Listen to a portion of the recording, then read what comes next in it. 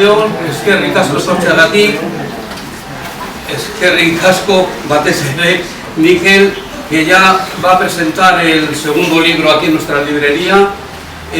Yo solamente os voy a decir que cómo lo vamos a hacer. En principio yo en 30 segundos les voy a pasar la palabra a Mikel y José Mari, y después cuando acabe, que me imagino que al final será con algunas preguntas que le haréis y esto y tal, lo que vamos a hacer mientras él dedica algún libro, vamos a, igual le echamos de aquí, le ponemos ahí en una esquina, vamos a poner algo para picar, estar un ratito aquí charlando, haciendo tiempo a que firme a todo el mundo.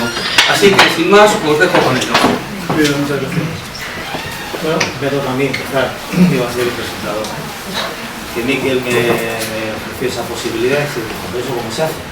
Pues, yo he hecho nunca una presentación de un libro. Una cosa es leer y otra cosa es presentar. Bueno, la cosa es que sí, me parece que es un reto bonito y aunque tenía algo preparado, creo que lo voy a aprovechar todo.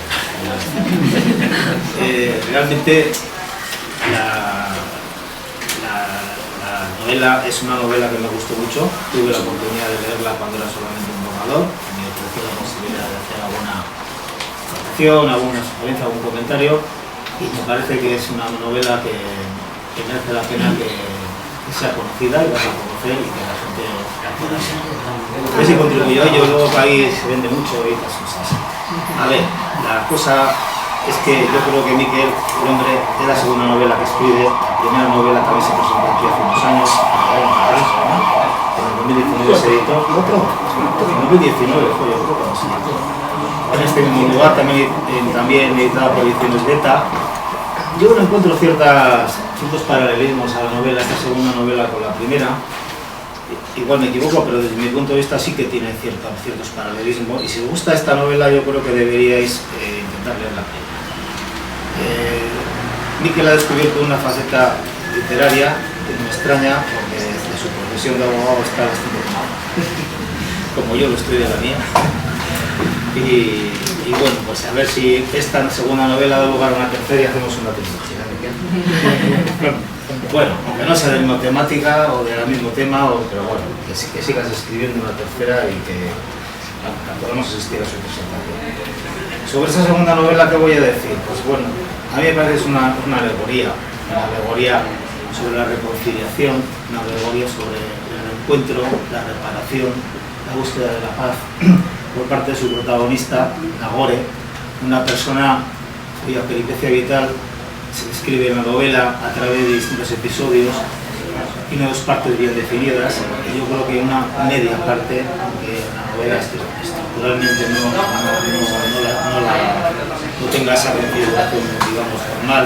Yo creo que hay una parte media que es como una especie de fado remansado, ahí se desarrolla en Portugal. Pero bueno, las dos primeras partes son, la primera y la segunda parte son muy intensas, con una gradación, se lee de un tirón, es una novela con muchos personajes que intervienen, que tienen su voz propia, pero por encima de todo destaca Nagore. Nagore es el hilo conductor de la novela, es una mujer fuerte, íntegra, honesta, como otras mujeres que intervienen también en la novela, que tienen una voz protagonista. Olaz, Edurne, Olaz es la prima, Edurne, la ama. En cambio, los hombres tienen un papel bastante poco lucido, son bastante decepcionantes, por no decir otra cosa. Y bien, desde luego es una novela que está proyectada desde el punto de vista individual, pero en un telón de fondo colectivo, que son los años de la violencia en el País Vasco, comprendido entre 1995 y 2010 más o menos.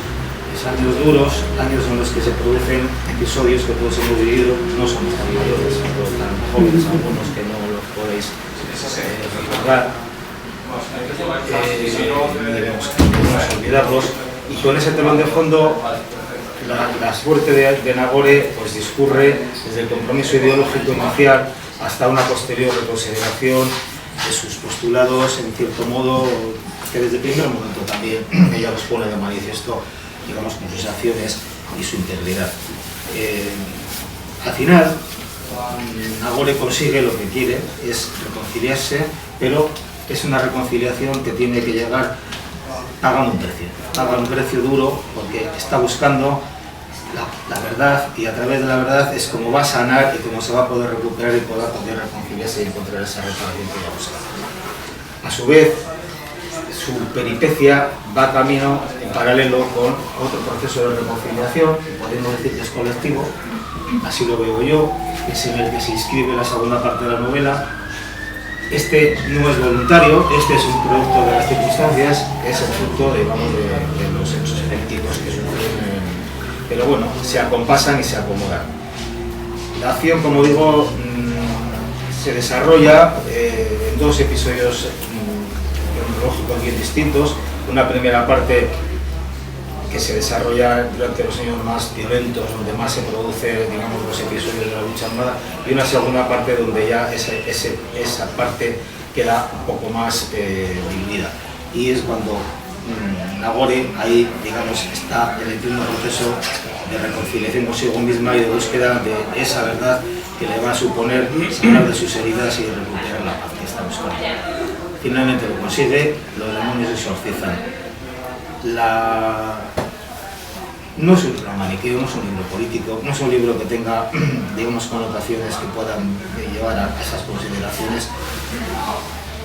Es un libro que, digo, tiene una parte de ficción, pero por otra parte también está inscrita y se enmarca en un periodo político muy reconocible.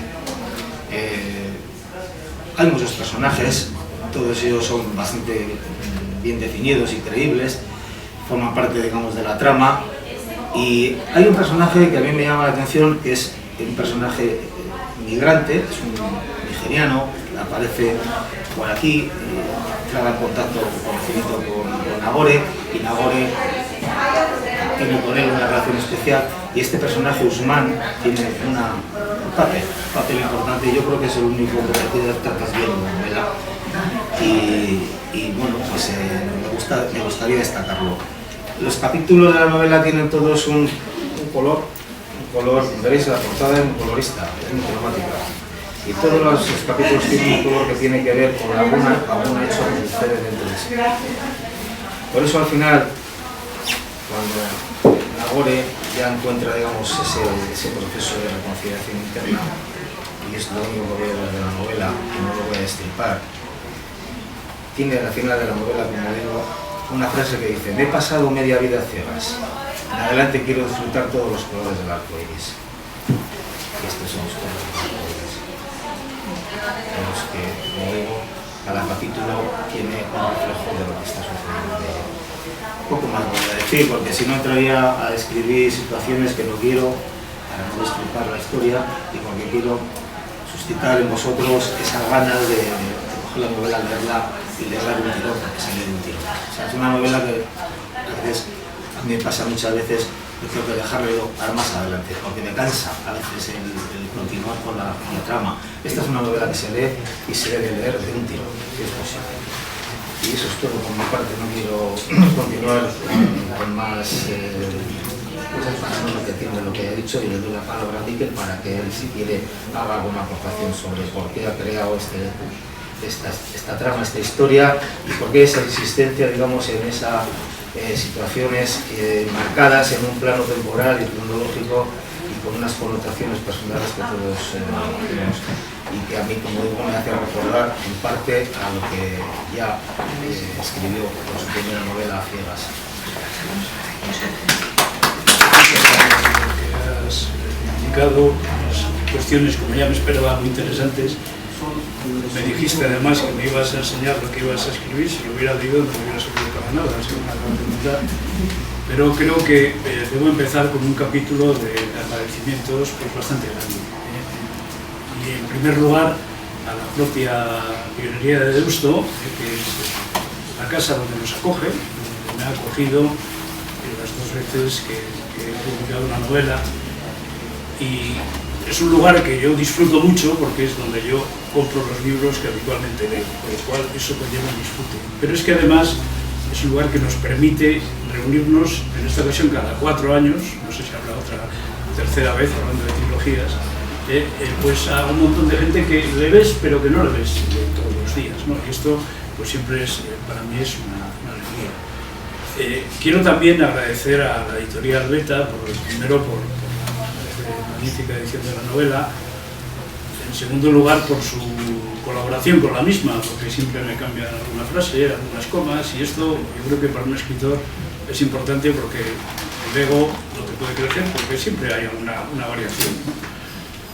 Y sobre todo, muy especialmente, agradezco a la editorial la gestión que ha hecho el fotoperiodista Fidel Raso, que ha conseguido que nos ceda gratuitamente las dos fotografías de la portada y de la contraportada. Fidel Raso es un fotoperiodista conocido, tiene un libro editado precisamente con la editorial Beta sobre las fotos que sacó en todo el periodo que llamamos el conflicto vasco, y que os recomiendo obviamente.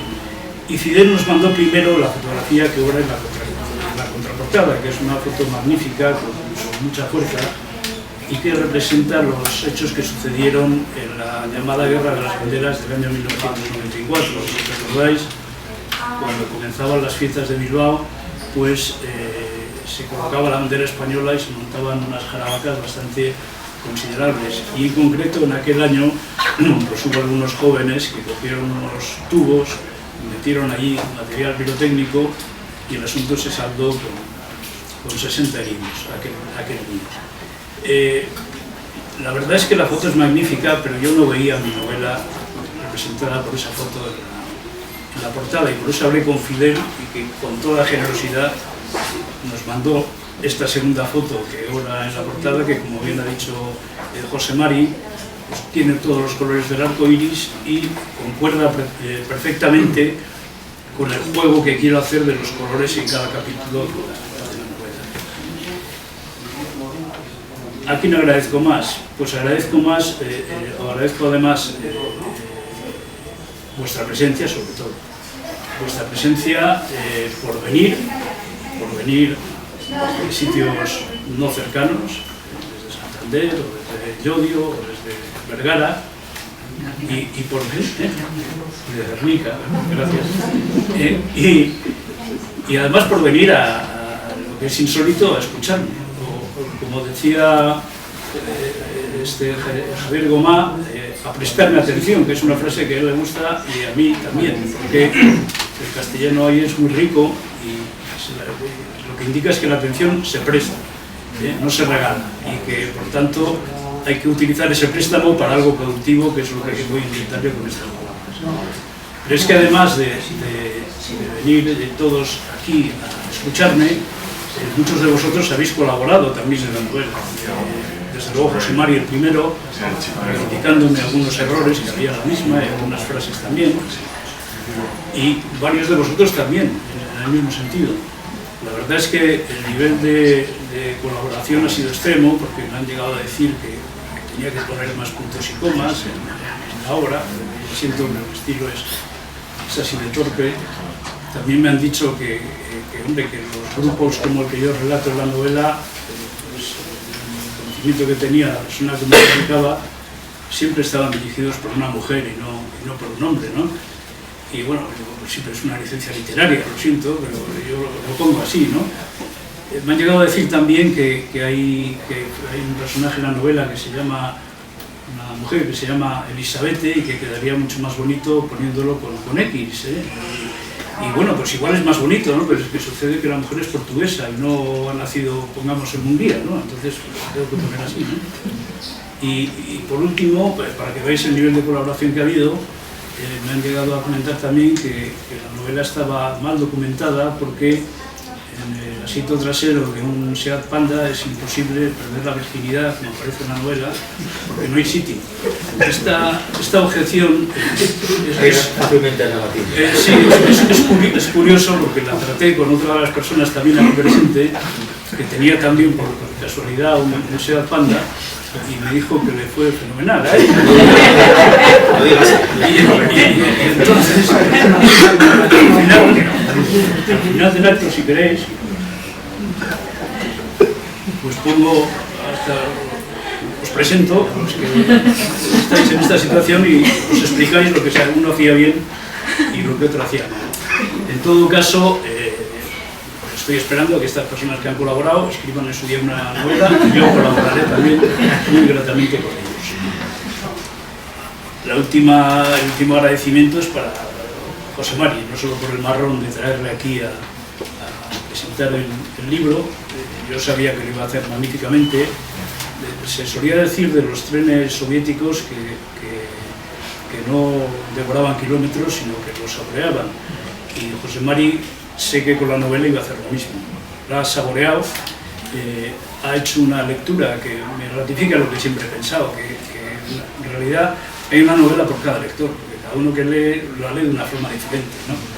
Y me ha parecido fascinante la forma en que tú la has leído.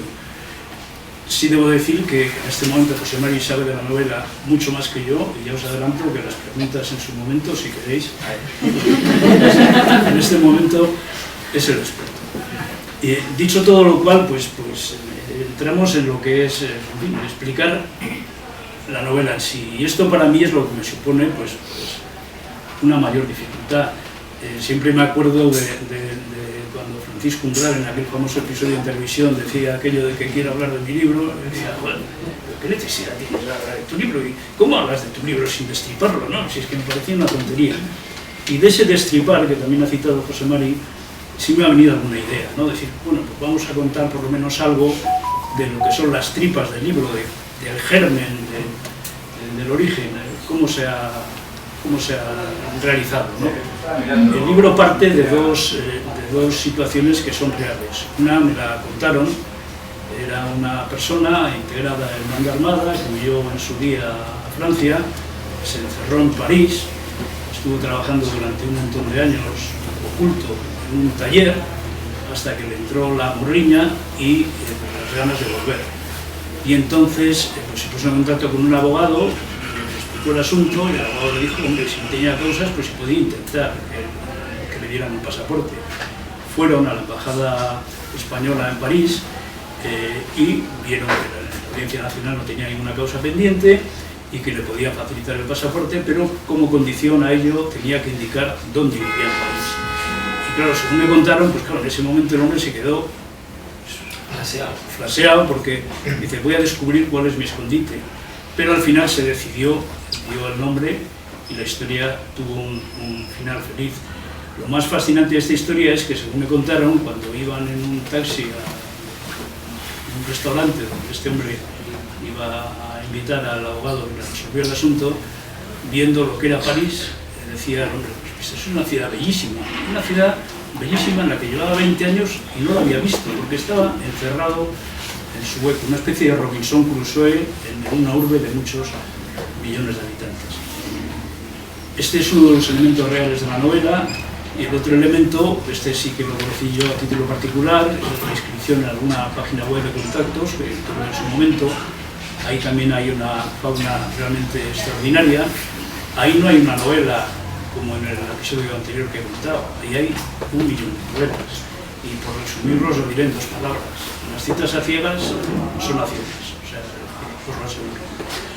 Con estos 2 elementos que figuran en la novela, pues he intentado enhebrar ahí un armazón en el cual pues dejar caer un par de reflexiones que siempre vienen, ¿no? Una primera reflexión es la pregunta de cómo hemos podido estar durante tanto tiempo tan familiarizados con la violencia. Y creo que digo bien lo de familiarizado, porque me parece que es un poco como si tuvieras un primo en la familia que en su momento pues tiene una pelea quijotesca con un estado dictatorial, como era el estado franquista, y en ese momento lo apoyas ciegamente. Luego, cuando el estado deja de ser dictatorial, pues igual le sigues apoyando en el recuerdo de lo que ha sucedido antes, y porque al fin y al cabo sigue siendo de la familia. Pasa el tiempo y ya empiezas a pensar que este primo, joder, está un poco para allá, está un poco loco. Yo no sé si este hombre... Y terminas huyendo de él para que no te rebane el garnate, porque tú mismo corres peligro. Yo creo que esta trayectoria, desde el apoyo absoluto hasta el rechazo, es lo que he intentado reflejar o preguntarme o darme una respuesta en base a las situaciones o las vivencias que tienen los personajes de mi novela. Y luego, la segunda, más que una reflexión, yo creo que es una intuición. Yo creo que la violencia trae consigo siempre violencia. Creo que quien en la lucha política se decide ampliar la violencia en su forma de actuar, piensa que la va a controlar, si no, no tendría sentido que lo hiciera, lo hace con pleno conocimiento y, sin embargo, yo creo que la violencia termina siendo siempre incontrolable. La violencia creo que al final es ciega, vuelve ciegos a quienes la ejercitan y se vuelve incluso contra quienes no la han ejercitado nunca, como sucede también en mi novela. De ahí también este apelativo a las ciegas que tiene la novela, ¿no? Bien, estas han sido las reflexiones que he querido plasmar en la novela sin perder nunca de vista el objetivo final, que debe ser el de que entretenga, que disfrute el lector de su lectura. Este disfrute, debo decir que es un disfrute no como el bocadillo de chocolate que tomábamos de niños, sino que luego vamos aprendiendo pues, unos sabores pues, más picantes, más difíciles, que de niños no apreciamos, y ese es el disfrute que pretendo que el elemento excepcional, que es Los girasoles ciegos, de Alberto Méndez. Yo leyendo alguno de los relatos de esta obra, estaba con el corazón en un puño, estaba deseando que terminara el relato para no sufrir más, pero no podía quitar los ojos del papel, porque lo que me estaban narrando es que ahí latía la vida. Y yo creo, en ese sentido, sin por supuesto intentar compararme para nada con esta obra excepcional de Los girasoles ciegos, yo creo que una novela vale, si vale algo, es si refleja la realidad. Y la realidad, creo que todos conocemos que no es un jardín de rosas, sino que es algo más parecido a lo que la Biblia dice, que es un valle de lágrimas. Tampoco hay que exagerar, como la Biblia generalmente exagera, pero sí es más parecido. Tenemos que montarnos o hacer construirnos todos una chalupa donde poder remar y poder sobrevivir a estas aguas, muchas veces turbulentas, que se producen en nuestra vida. Y bueno, y sin más os voy a dejar paso para los comentarios que tengáis que hacer. Sí quiero terminar con una cita que he encontrado en un libro también de reciente lectura, que es la obra de Ernesto de Kaiser, Jaque Mate, donde narra las andanzas del comisario Villarejo. Un libro muy interesante porque documenta, bueno, en realidad que lo documenta es Villarejo, porque grababa todo, o sea que está todo perfectamente documentado, pero documenta no las cloacas del Estado, sino que el Estado era una cloaca no hace mucho tiempo. Y esto es así y está bien documentado. Y Kaiser termina su libro con una frase de un gramático latino del siglo II que se llamaba Terenciano Mauro, y que dejó escrito que el destino de un libro depende de la capacidad del lector. Yo, leída la frase, me pareció que el bueno de Terenciano era más de Bilbao que romano, porque claro, echar la culpa al lector de que el libro no funcione me parecía una auténtica exageración, y me he permitido modificar la frase. Yo creo que el destino de un libro depende de la indulgencia del lector, y yo es lo que modestamente os pido. Os pido indulgencia, o como decía el maravilloso personaje creado por Camilleri en las novelas del comisario Montalbano, Catarela, os pido perdón y comprensión. O sea que muchas gracias y es vuestro turno.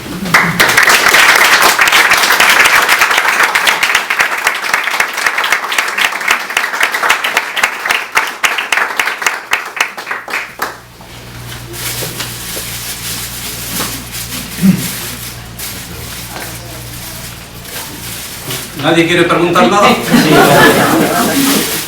Pues yo quiero preguntarte, Miquel, por tu forma de las ideas que te llegan, cómo te llegan, cuándo te llegan, porque algo ya sé, ¿no? Pero sí me gustaría que explicaras la forma que tienes de escribir las novelas, o cómo es lo que sueles hacer, cómo te suelen llegar las ideas. Hablas de las novelas como si fuera un autor prolífico. Bueno, tengo dos. Y lo digo porque la forma de inicio ha sido absolutamente diferente. La primera me vino hecha. Me desperté una mañana con la novela en la cabeza. escribí un guión de 5 páginas, que luego, obviamente, con modificaciones o lo que te dé la gana, pero estaba ya ahí todo, toda la idea. En la noche, no la hice yo, esa novela no me vino, o sea, me vino a la cabeza, no la ideé yo. Luego, curiosamente, he leído que no es algo tan inhabitual, que hay otros escritores a los que les pasa exactamente lo mismo. Esta otra, digamos que es un poco más forzada, es decir, partiendo de esos hechos, de esos episodios reales, pues ahí ya he ido enhebrando cosas. Y luego, lo que siempre sucede, y creo que es conocido, es que cuando tú relatas una serie de personajes, los personajes tiran de ti. O sea, los personajes te van escribiendo ellos mismos la novela, ¿no? Aunque tú tengas un guión más o menos por dónde va a ir, ellos van a su bola y lo van cambiando. Y en este caso ha sido así. La primera novela me costó 9 meses en hacerla y esta 14. O sea, esta ha sido mucho más dificultosa para mí, precisamente por el comienzo, igual por lo forzado del intento.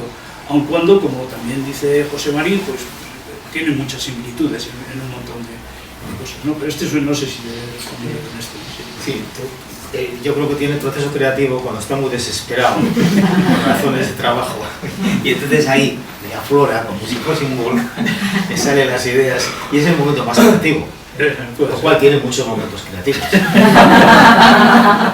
Y cada vez más. Luego ya los va llevando, las ideas no audimbre, esas cosas así desactivantes.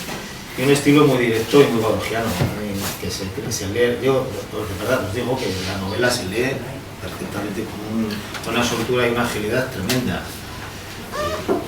Pues, la pena es que, claro, la vais a comprar ahora, no la habéis leído antes de que la compréis, ¿eh? Pero bueno, ya, si no, podríais haber hecho más preguntas, pero es que había que haberla leído un poquito para cerrar, ¿no? Tiene mucha amiga, da mucho juego esta novela para dar pie a comentarios y a reflexiones al respecto, sí. Sí, pero igual si todo el mundo la ha leído, la destripamos aquí. Sí. Bueno, no, podría surgir también preguntas interesantes como la del panda, ¿no?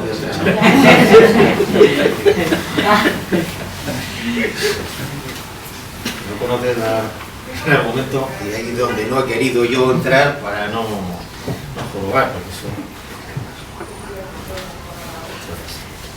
O sea que cuando empezaste con Ecos de un crimen, tenías así todo, te vino todo, porque es compleja, ¿eh? En un montón de situaciones completamente... Sí, no, o sea, me vino de golpe y, luego, tienes que nebrar, o sea, tienes que nebrar las cosas y, bueno, luego, claro, hay una labor de que aquello, sí, hay que escribirlo y que cuadre, o sea, porque no se puede hacer es escribir algo que no sea creíble. Ya, claro. Pero no sé qué porcentaje, pero un porcentaje grande de esto y de la idea inicial a la final, eso me vino de golpe y porrazo. No la considero una novela mía, alguien me la ha puesto ahí. Pues te lo presto muy bien. Muchas gracias. La verdad es que el libro se lee de maravilla y a mí me encantó, desde luego. Me gustó mucho. Sí. ¿Alguien más? A mí también me ha gustado muchísimo. Gracias.